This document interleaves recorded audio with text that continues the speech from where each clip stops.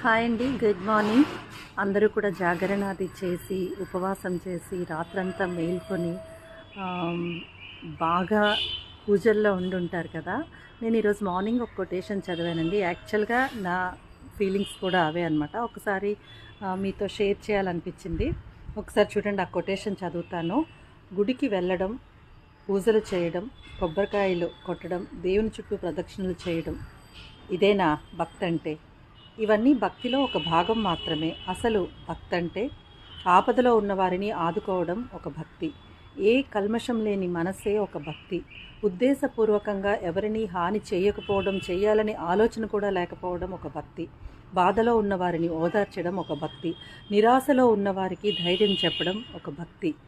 ఇవన్నీ గనక మీరు పర్ఫెక్ట్గా చేశారు అంటే మీరు దేవుడికి చేరువైపోయినట్టే. ఏమంటారు? నా కామెంట్ సెక్షన్లో చెప్పేయండి ప్లీజ్.